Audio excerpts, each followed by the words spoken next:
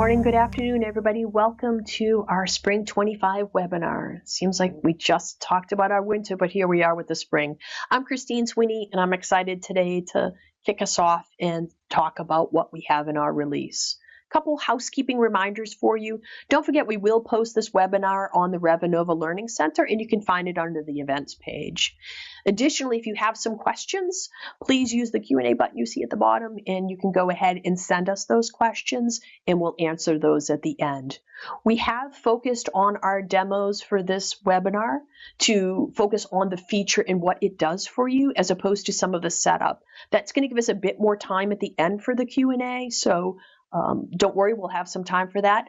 Additionally, it will mean that you'll need to, of course, focus on our documentation as to how you do some of the setup. But let's get to some of the fun features that we have in our spring release. All right, we have Market Monitor, a carrier load board, rate entry in quote logging, rail EDI messaging, auto start load tracking and track driver acceptance, TextLocate integration, ELD documents and messaging. Remember, not all ELD support that, but for those that do, we now have that. Trip plan enhancements, driver confirmation comments, and our IFTA fuel and state reporting. Some exciting feature here is that you're going to get a lot more information on as we go through the team and what we have for the release. Okay, here's the part everybody's waiting for, which is our demos. The team has been working really hard on these features. Liam, Alyssa, and Bruce have done a fantastic job, not to mention those who behind the scenes who help make this magic happen. So thanks to everybody. Kicking it off for us today is going to be Liam. He's going to cover for us the Market Monitor, which is a lane IQ visualization. So without further ado, Mr. Liam. Thanks, Christine. I really love playing around with the Market Monitor, so I'm really excited to demo it for all of you. Here you can see the Market Monitor living on the Revenova homepage within the Transportation app. And the first thing you'll probably notice is that it looks a lot like Lane IQ, and that's what we have done on purpose to sort of mimic a very similar UI and again take advantage of the fact that we are searching for lanes in the Lane IQ network database. So without further delay, I will show you exactly what I mean. Here I'll type in Chicago to Indianapolis, much like I would in Lane IQ, and I will click Add to Chart. Now, as we take a tour of this component, I'll start from the top and I'll sort of bring it down to the chart itself. At the top, you can see I started with a time period of 3 months. You have the ability on your lane search to change this according to the settings you see here. In a multi-currency org, you could customize the currency you're seeing.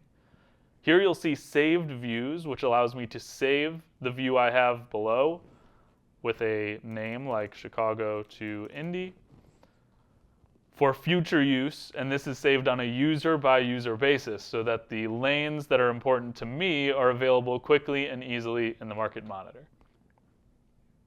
Now within the Lane IQ search component of the LWC, you see that I chose my country, city, state, province, or zip postal code. Again, those are all values you're able to search on as you parse through this Lane IQ network database. The search type is radius here, and the distance for that radius is 50 miles. Now, more on the radius here in a second.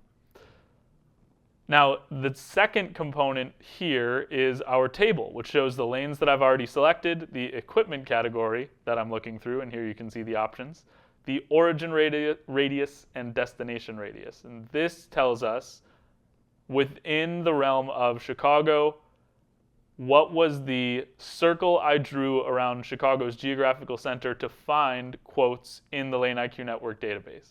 Same thing for destination here. And then we also see a few summarized data points. So the average of the period leading up to the, again, 3 months here, so the 3 months leading up to today, and then the period trend, so the 3 months leading up to today, and then the 3 months prior to that. Finally, we get to the fun part. Here is the chart that is generated when we add a lane to Market Monitor. Now, a couple of fun things you can do here. Again, just like above, you can click around to change the time frame. You see it changes from 3 months to a month. I can remove the line if I just want to see the data points. I can remove the data points if I just want to see the line.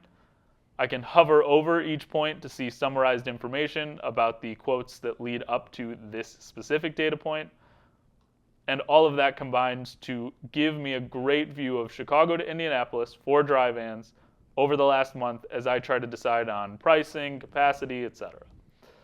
The other fun thing I can do here is add an additional lane to the same chart. So if I also want to add Chicago to, let's say, Detroit, and add another Midwest lane for comparison, I can search it at the top, click Add to Chart, and you can see they are now side by side with the same features that are available when I have just a single Chicago to Indianapolis lane.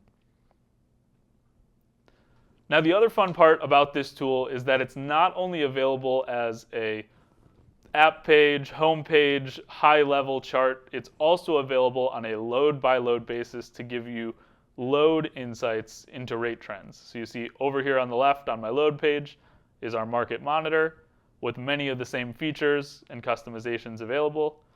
You see the chart living on page 1, which shows me the equipment category and the time frame, and I have the ability to tweak that. Now, it's worth noting on the load that we're fixing this to the lane that exists on the load. So you're not customizing or adding multiple lanes here. Instead, the intent for the market monitor on the load is just to focus on how should I be approaching this load as it relates to the last 3 months, the last month, the last year of rates from Lane IQ Network. And that summarizes our market monitor feature. Again, we think this is just a really fun way to summarize the Lane IQ Network database, and we hope you take advantage of the real insights that are provided from real quotes in the system. Okay, thank you, Liam. That was a great demo. Now we have another exciting one, which is a carrier load board. Ever wanted your carriers that you know and trust to see other loads that they might be able to cover for you? Well, now we have their way, and Alyssa's going to show it to you. So, Alyssa, over to you. Thanks, Christine.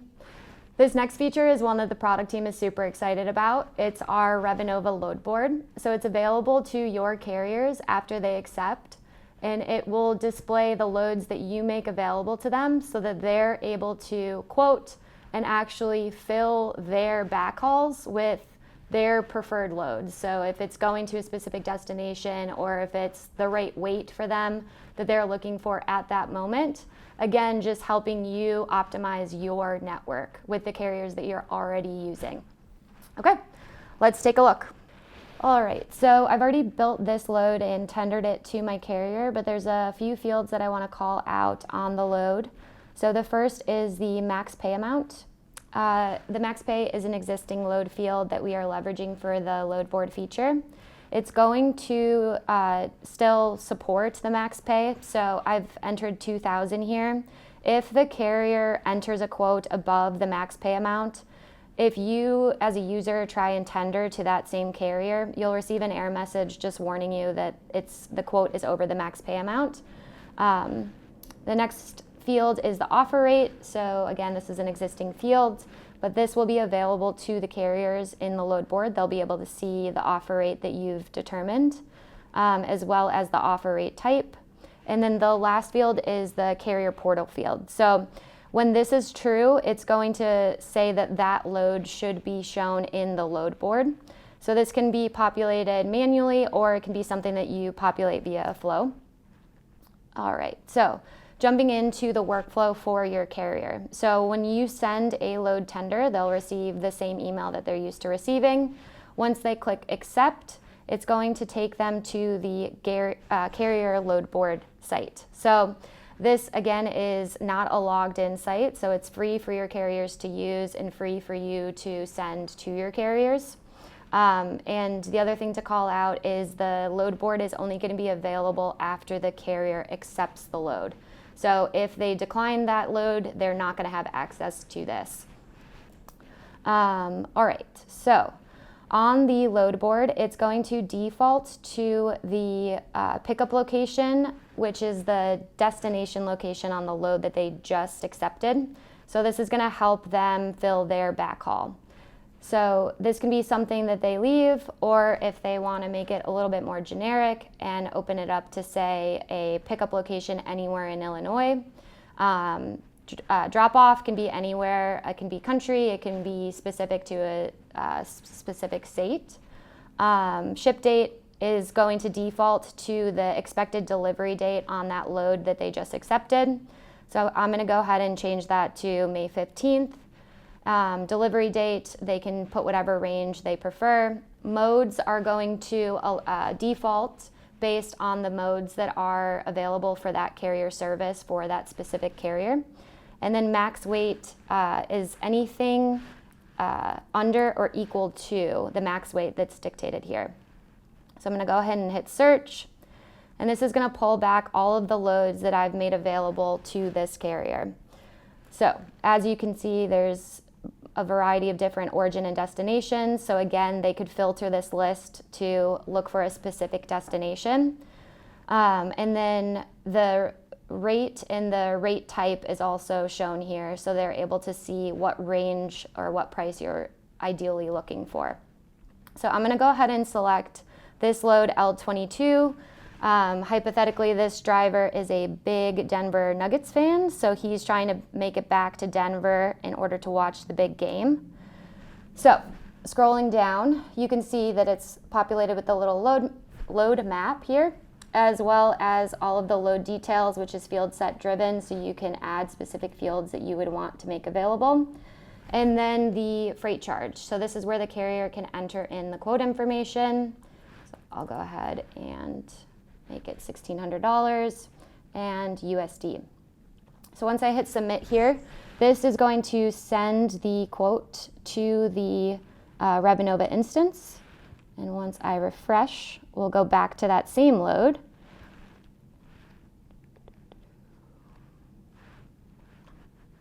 And as you can see, the status for the load is now quotes received.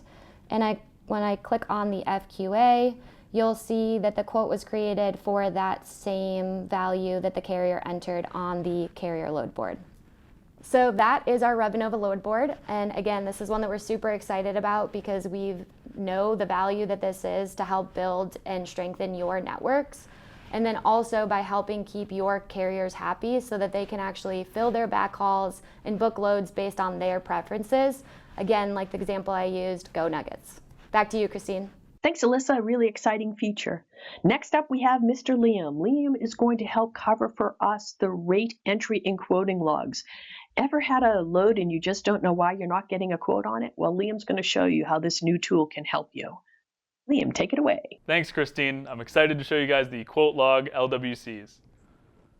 To start it off, I'll open up my load L17, and here I have a connection to SMC3 for tariff rating. Now, as this runs, it's going to pull in all of the tariff rates from my stored rates in the system, and those of you familiar with the process will obviously think that the carrier services here and the quotes you see back might look familiar. Now the problem here is I've got 16 quotes here, and I have a rate entry that I think should be matching and should be showing up for AAA Cooper, but when I go back to my load, I don't see AAA Cooper anywhere. So I'm curious to know why I'm not getting a AAA Cooper quote. Now what I can do is now in the System tab, we have two awesome LWCs that make this process a lot simpler and easier to understand. Here, because I'm doing API quoting, I will enable the API quote logging checkbox on my quote log LWC. Next, I'll go back to the FQA and I'll rerun the rating logic. Now, this is really important. This log takes note of the logic that's running in the background when the rating is actually running. So it's only with that checkbox enabled and the process running that will create quote logs in the background. So again, I've run this load. I got my 16 quotes back once again, and still no AAA Cooper, as expected. When I go to the System tab, I'll see my quote log is already hard at work. And the result here is that my AAA Cooper carrier service that I was expecting a quote for is telling me that the direct interline does not match the origin and destination on the quote I got. Going back to my rate entry, you can see I have direct interline sent to interline direct. And if I go to these quotes, I'll see that all of them are probably interline direct or otherwise and are not filtered out in the API quoting process. And again, what this shows is exactly what we're hoping to accomplish with the API quote log. We are getting back all of the possible quotes we can from these providers and logging the ones that don't create a quote and giving you the reasons why, giving you the power to debug and troubleshoot and resolve those issues so you can get as many quotes back as possible. Now I'll show you another example here of the API quote log on a P44 load, where you'll see a handful of already generated table rows, which will show me a variety of reasons why I didn't get quotes for certain SCACs. And this is especially helpful because on my Freight Quote Assistant, you'll see that I got 15 quotes back, and in my mind, that's plenty. But if I'm actually looking for a specific carrier quote here, this tells me why maybe a carrier like Saia or ABF did not respond with a quote and the reason why. And for each of these errors, in our documentation, we should have something to point you in the right direction that can help you to troubleshoot. Now I mentioned there's two components in this feature. The other one is called the load match test. Now how this works is it takes our load and rate entry matching process for internal stored rates and then tests whether a given rate entry will match. So here I'll type into the system and I've got a specific rate entry that I'm interested in seeing, and I know off the top of my head, because I just created it, that it's rate entry 533 for my customer Indy Irrigation. When I select it and click Test Match, we run the logic and pull in all of the possible mismatch reasons into the table. So here you can see that one reason why these two didn't match is because the value on the status field in my rate entry is pending, but the value in my rate entry status field needs to be accepted. So our details tell us the status does not match the correct parameters. Similarly, my lane here of Illinois to Massachusetts does not match any of the matching lanes for the load, so I can see that that's the issue here. Lastly, I'll mention that on our rate entry table, on the page, we have this same component in the opposite direction. So you can look up whether a given load matches to a given rate entry. And that covers our rate entry test, or load match test, and API quote log features. Again, it's an audit tool to help you get through all of the quoting responses, and again, self-serve and hopefully resolve those issues on your own. Thanks, Christine. Awesome. Thank you, Liam. All right, next up is Alyssa. Alyssa is going to cover for us the Rail EDI messaging. Yes, we're looking to continue to expand the ways that we can cover your loads, and Alyssa is going to show you how Rail EDI messaging will work. Without further ado, Alyssa. Thanks, Christine. So I'm going to take us through the enhancements we made to our Rail EDI web service. So in order to support the Rail operations, we've added the 404, the 824, which is for the application advice, which basically means if the Rail accepts or declines that tender, as well as the 322 for status messages and the 410 for invoicing. And then last but not least, the 998 for cancellations. Okay, let's take a look. Alrighty, so on the mode table, we've added a checkbox that is called Rail. When this checkbox is true, it's going to change the transactions on the EDI transactions table to reflect the EDI transactions, so the 404s and the 322s, for example. So I have a freight plan built already, and in this freight plan, this is the recommended path for tendering via for Rail. So I've got my customer load here for Chicago Pizza. It is picking up in Los Angeles. It is, the customer load is from Los Angeles to Chicago Pizza. So I've already inserted the Rail move. So this is from Union Pacific in City of Industry, and then the destination Rail is the Union Pacific in North Lake. So as you can see, it's broken up by 3 separate carrier moves. The first one, the brown guy down here, is going to be your origin dray. The blue one is your Rail move, and then the green load is your destination Rail. So I'm going to go ahead and click on the Rail move. And once this pops up, go into the FQA. I already have my carrier service assigned to the carrier quote with that mode of Rail. So I'm going to go ahead and select tender. And since that Rail checkbox on the carrier service and on the mode is set to true, when I look at the EDI transaction table, you'll see that the 404 was sent, and it's got the original status as well.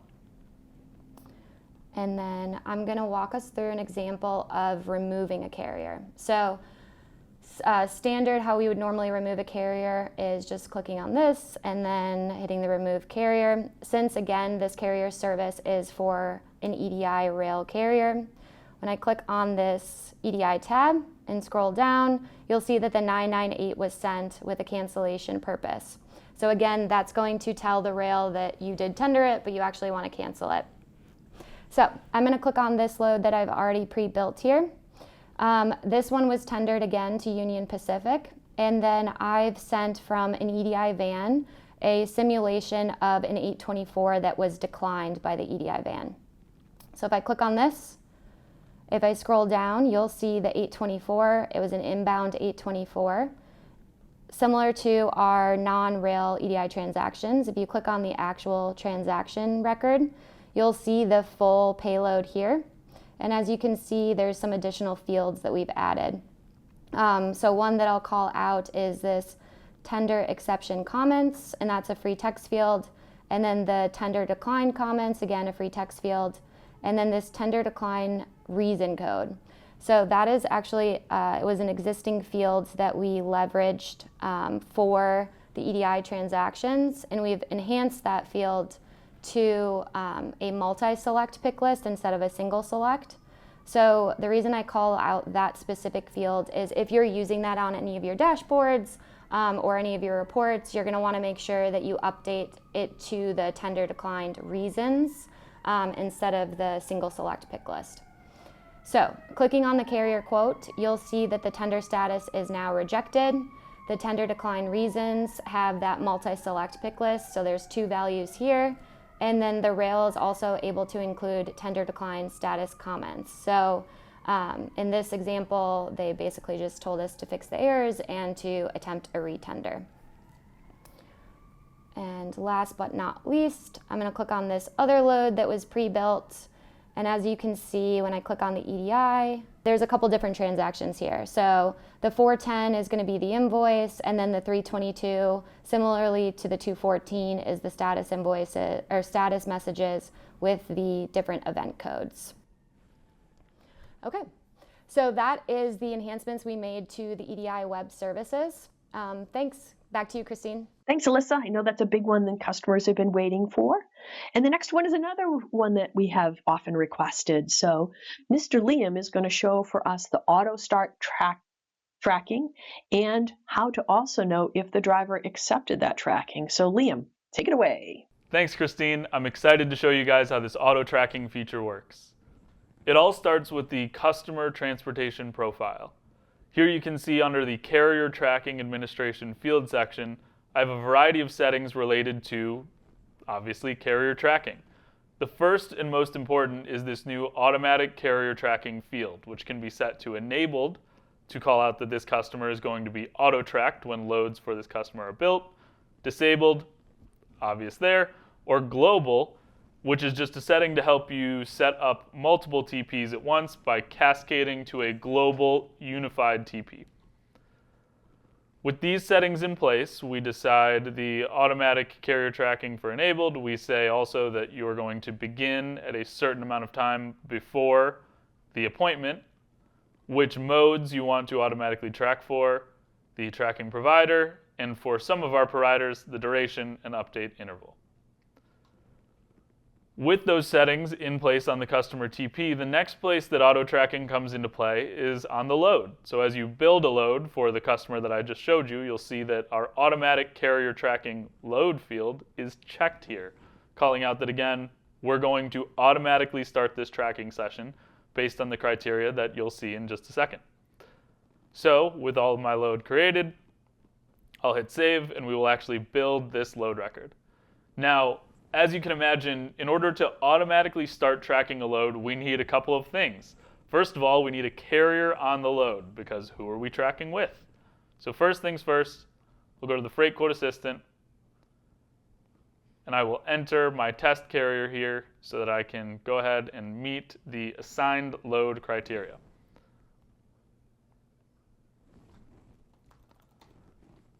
I'll assign my test carrier Arsenal Gunners, And now that I have a carrier on the load, again, our auto tracking flag on the load in combination with this carrier means, hey, we know this is a candidate for auto tracking. To call that out, you'll see a couple of things new on the load page. First of all, you'll see that we now have a carrier tracking status field, which shows scheduled, and also our automatic carrier tracking load field you just saw.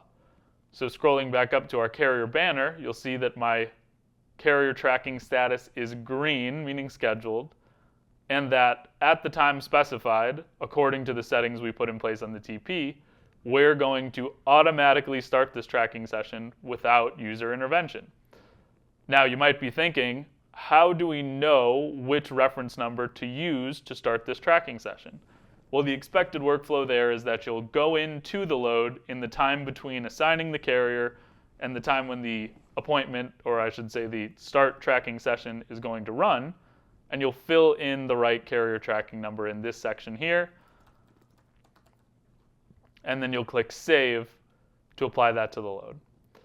Now, when the threshold is crossed, when an hour before the appointment is hit, our session will either turn to on, which you can see here. I have my driver phone in there and my carrier tracking status is set to on, or it will clearly call out that when we tried to start this tracking session automatically without user intervention, we were unable to do so for the reason specified here. And that's really how auto tracking works. Again, we're trying to help you by automating the start tracking process, and you do so by giving us the defaults, the settings at the customer level that we can use to start that tracking session. Now, the other side to this feature that's worth noting is we also added a simple but helpful carrier accepted tracking flag to the load to call out that the carrier has responded with a tracking session or with a tracking update, and therefore indicated that they've accepted tracking for this load. And this helps you with reporting, carrier scorecarding, and also helps you with exception management so you can focus on the loads for which carriers have not accepted their tracking session. That covers our auto tracking feature. Christine, I'll send it back to you. Awesome. Thanks, Liam. Great job. Next up, we have Alyssa. Alyssa is going to cover for us the TextLocate integration. TextLocate is a partner that allows you to text your drivers and get status on your loads. So I won't give away all the information, but Alyssa, go ahead and show us how that works. Over to you. Thanks, Christine. So this integration is one that is a long time coming. We are super excited to announce that we are fully integrated now with TextLocate. So TextLocate can be used as a supplementary tracking provider, or it can be used as a standalone. It's going to allow you to text and communicate with your drivers directly on the load, as well as receive schedule updates and POD documents. All right, let's take a look. Okay, so I've pre-built the load here, and as you can see, I've added the driver name and driver phone number. So those are the two pieces of information that TextLocate requires in order to text with your driver. So I'm going to go ahead and click on the TextLocate tab and then hit the Upload to Load button. As you can see, the LWC now renders. So this is, again, all that's required, and it's that simple. So I'm going to start texting with my driver here. Hi, Josh. You need to pick up. And I'll go ahead and hit send. So as you can see, similar to the UI on your own cell phones, it's going to show the blue text here for the outgoing messages, and then on the left-hand side, you'll see the messages from the driver. So I'm going to go ahead and respond to the text.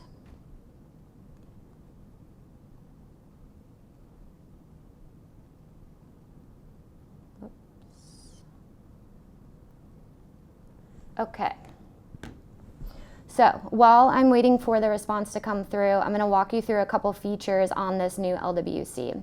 So we've got this blue Send Location Request button. So what that does is it sends a ping to your driver that asks them to respond on their location, and it's a single time location request. So drivers really like this feature. So that they don't have to download another app. They can simply just open the link that they receive and then respond with their specific location. They can leave their location services on, or again, just do the one-time location update. So that's a really big selling feature for your carriers. So as you can see, when I did that, the text message that I sent as my driver came through. And so really that is as easy as it is. So you can continue to text with them as needed.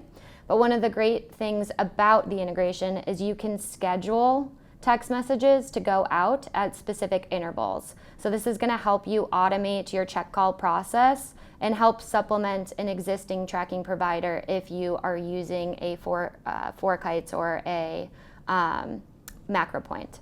So in the schedule tab, we have the start date. So you can start it on, say, maybe the day of pickup, or if you want to start it the day after pickup. End date you can set to the expected delivery date. And then the interval hours is super helpful, so you're not bombarding your carrier with text. You can set this to every 4 hours or every 6 hours and so forth. And then this is a super nice feature as well, which is the quiet time start and the quiet time end. So again, just to keep your drivers happy, if you don't want to be texting them after regular business hours, you can set the quiet time to say 6:30 and then not start texting them until maybe 9 a.m. So again, this is just a good quality of life feature for your carriers so that they are providing you with those regular tracking updates. So I'll go ahead and hit save on that. And then the last thing that I'll point out is this feature right here, which is the keep refreshing button. So what this is going to do is it's going to continuously pull the integration for the latest text message or document that was received from the driver. So if you're on the load, instead of having to manually select the refresh button, you can just do the keep refreshing and it's going to reduce one click when you're in the specific load. And we also have the ability to update the driver phone number. So if, for example, you missed a digit or you used the wrong phone number, you can update that and make sure that you're sending the text messages to the correct driver phone. All right, so I sent the driver location, so I'm going to go ahead and respond to that on my cell phone. So the driver receives this prompt that you can customize to have whatever verbiage you prefer. Once you click on the link, it's going to take you to the TextLocate website, and then the driver can choose to select at pickup, in transit, or delivered. Once they decide which one they're at, so I'm going to do at pickup, it's going to send them a confirmation text.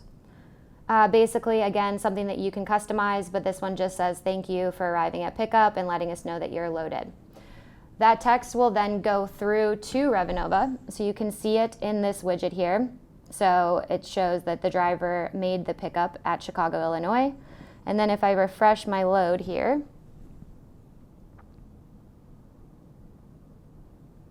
you can see that it's now in a dispatch status. And then the stop was updated to arrived since he arrived at pickup. And since I am currently in Chicago, Illinois, we matched the driver's location to the stop on the load, again, just further automating that piece of your tracking process. Alrighty, so I'm going to jump into a load that I've already been communicating with the driver on. So you can see, again, just confirmed that he was ready for pickup. You can see that he made the pickup and then he also finished the delivery. And then last but not least, he responded with a image. So the drivers are also able to send a text message that includes the proof of delivery document. That'll show in the LWC here. And then if you click on the Documents tab and then open the image, it will render, so you can see exactly what the driver scanned as the proof of delivery, and then that's going to help further automate and improve your cash flow so that you can get the PODs quicker, and then you can also invoice your customers quicker. Okay, thanks, Christine. Back to you. Amazing, Alyssa. That's an exciting one.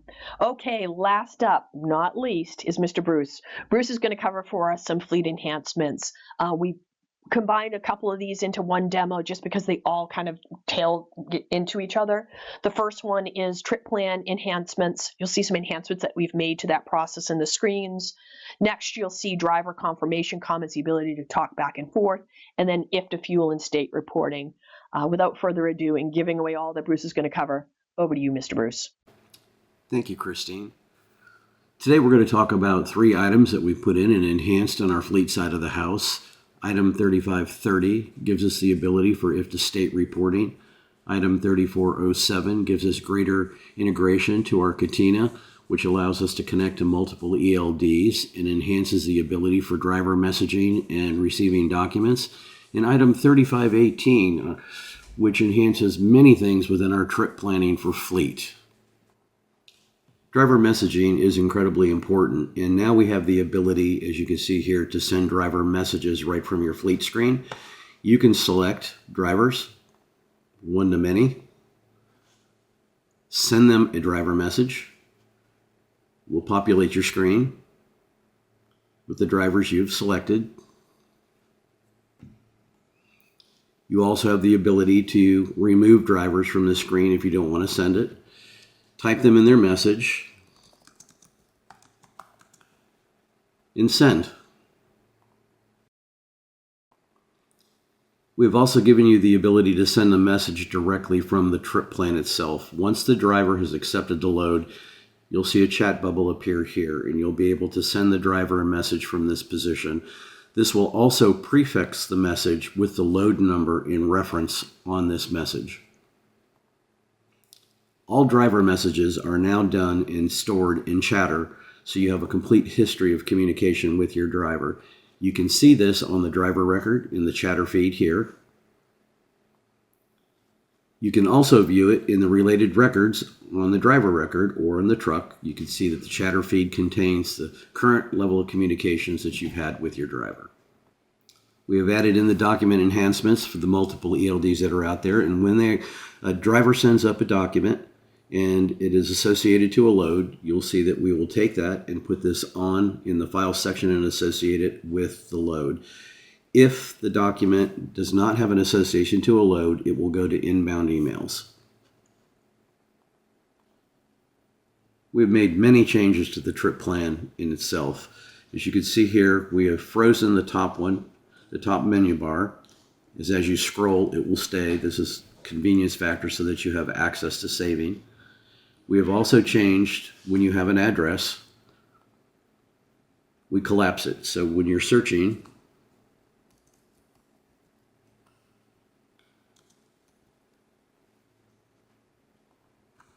find an address and save it, it will collapse up and not take your screen space. We have also added in the ability for you to select a driver now.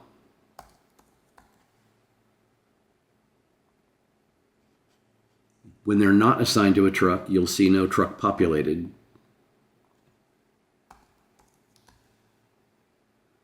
When they are assigned to a truck, it will auto-populate the truck now. Within the trip plan, we have added the stop type. As you can see here, stop 1 is a pickup, stop 2 is a delivery.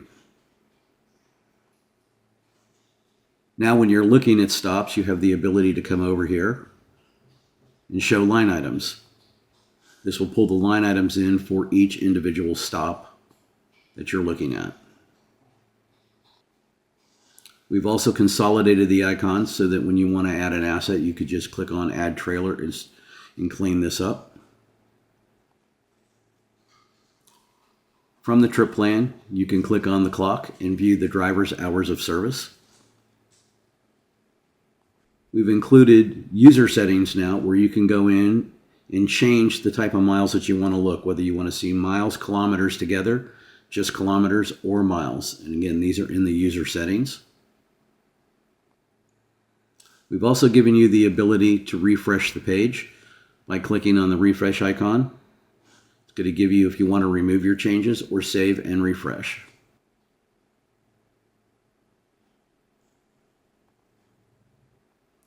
We have enhanced our calendar view. When you're in fleet management, you have the ability to show your calendar, click on your assets. I've selected a truck.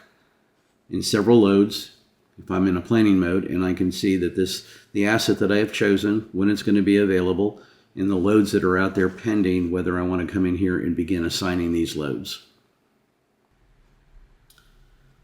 Also, under actuals, we have added additional information in here. You now have the ability to modify dispatch date and time. You also have the ability to see starting odometer reading and ending odometer reading, and you can add these in if your ELDs are down, you need to put in your odometer reading settings. You can do this here. This is also important when we're doing if to state reporting. For if to state reporting to work, every movement of the truck needs to be within a trip plan for tracking, so we can track the miles and where it's going. This is based off the ELD reporting that's coming up, and if the ELDs are down, we base it off the actual locations of the stops and build the length of the trip out and calculate the miles that way as well. A scheduled job will run nightly. Every segment that is pending, final, or completed will be processed for the IFTA reporting miles. Once the segment has been processed, this link will turn blue and you'll have the ability to view your IFTA state report that was generated. This shows you all the jurisdictions that you drove through and the number of miles that were processed. This also gives you variances between your mileage distances so that you have the ability to go in and look and correct these. In this case, the trip miles did not match exactly what the calculated route miles were. So we'll give you this information here, as you can see. That example was viewing it on your actual trip plan. Overall, when you're in fleet management under trip planning, you can look at the IFTA mileage report. You can run this by the quarter, or you can choose a date. You can select single countries or all countries, generate your report, and this will show you all the miles and the trips that were included to build this information out. You can also click on include trip plan information in the download report, and it's going to show you every trip plan that was included to calculate these miles. So as you can see, we've added several new great features that is going to enable you to do your daily job, communicate with your drivers better, and work with your trip plans. Thank you very much. Back to you, Christine. Then here's some other items that we've released as part of this Spring 25. We won't be doing demos on them today, but you can, of course, find more information about these in the release notes, as well as additional items that we've packaged as part of Spring. But the ones to highlight for you today are we've improved the speed of our web services, specifically on the Create Load and then TMS quote service. Additionally, the My Carrier portal, we've enhanced that to include additional new fields, including a bank account, equipment types, remittance contacts, and we also now have an onboard email functionality for you. Next one, we have our enhancements to the architecture of our triggers, specifically the lane upsert and load posting trigger. Please make sure that when you install this in your sandbox, of course, like with any release, test away to make sure that there's no implications on any custom code that you have. And lastly, we have the file document uploader. It can now handle larger file sizes up to 2 gigabytes. Okay, next steps. What do we do? Go ahead and check out, as I said, the Revenova Learning Center for the release notes and documentation. You'll get a lot more information on setup, what the release contains, items that we might not have covered in the webinar that are more smaller but may impact you. When you're ready for Spring 25, please go ahead and reach out to the Revenova Help Desk as your CSM. They can help you get that installed in your sandbox and then into production. Lastly, please keep those CR ideas coming. We love the ideas that you have to help improve the system. It takes a whole village to build this release. I think you're really going to enjoy what we have, and I'm excited to see what additional features you want to see in upcoming releases. So thanks, everybody. Now off to the questions. Okay, exciting times. We have a bunch of questions today. Let's get right to it. First one we have, is the carrier load board link available for us to use, program in other places on the platform? For example, if I wanted to insert it to our rate confirmation email, here's your assignment. please check out other loads on our board.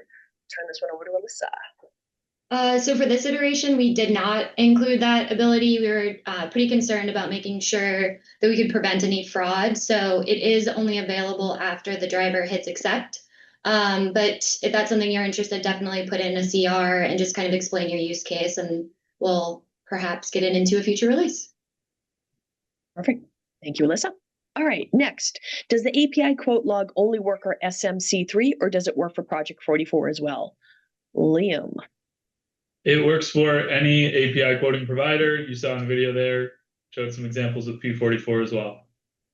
Excellent. That's a huge one for whenever you're trying to figure out why did I not get a rate or how did it calculate? So I'm excited to see what people think about that one. Thanks, Liam.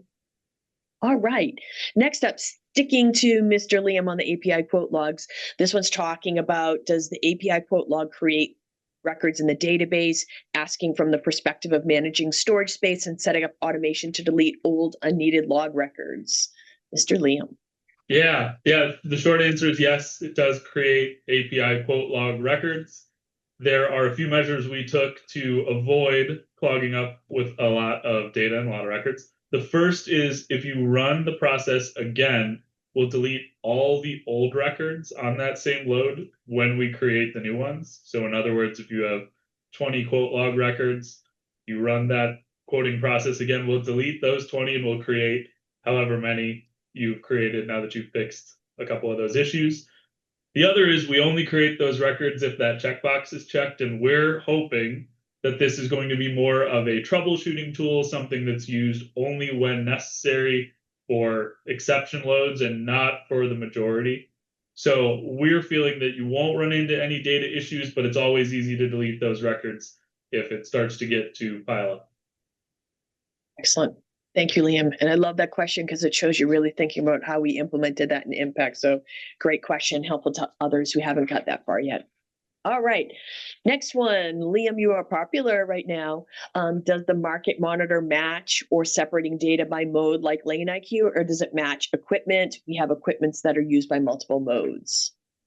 Yeah, when it comes to our Lane IQ network database, the value that's most similar to mode is this parameter called equipment category. It's a standardized list of equipment categories. You can kind of think it as similar to mode that is supported by all of those sources we use in Rate IQ.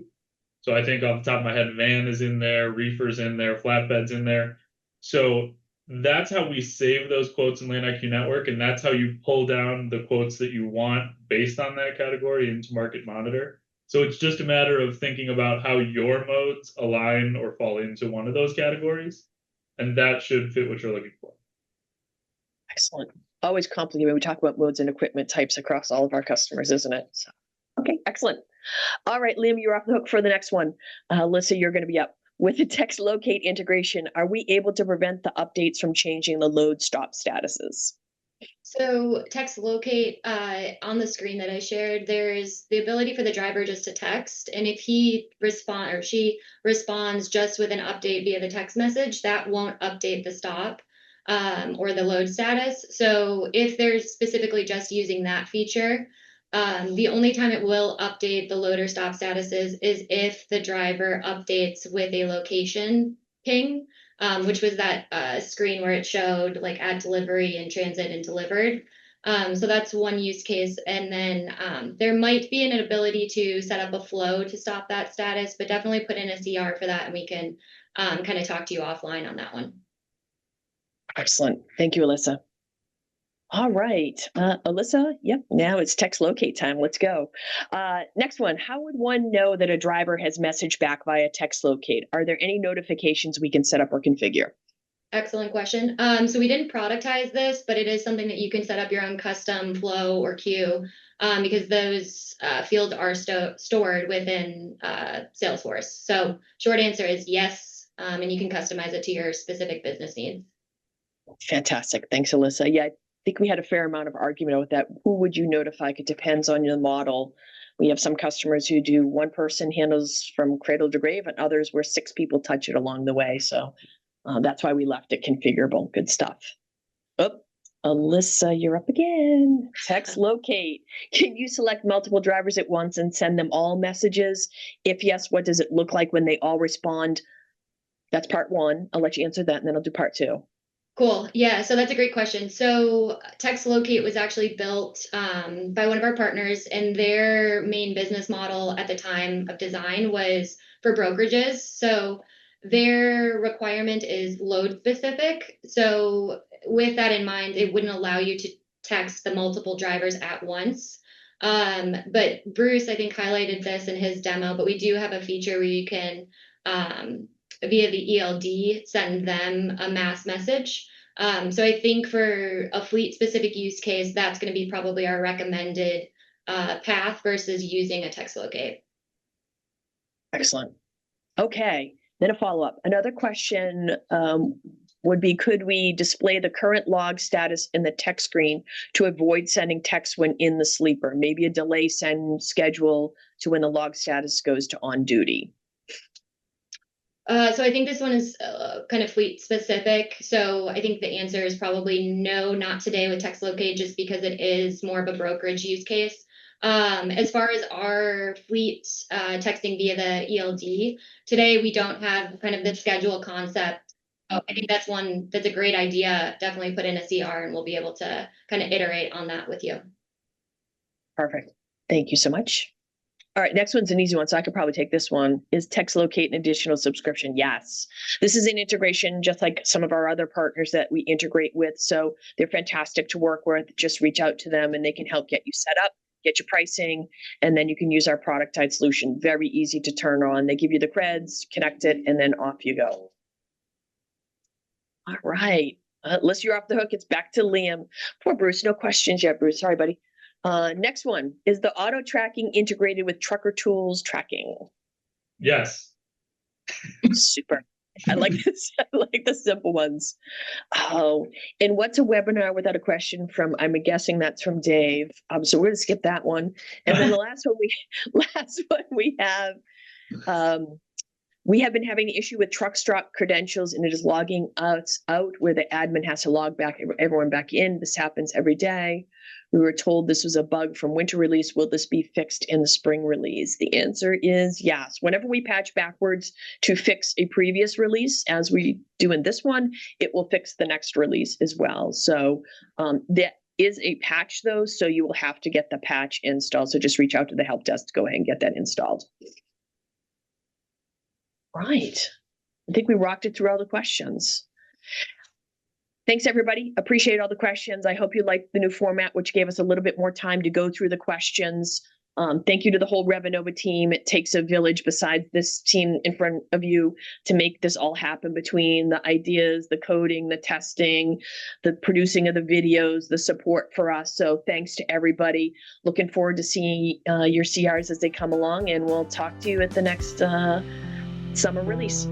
Thanks, everybody.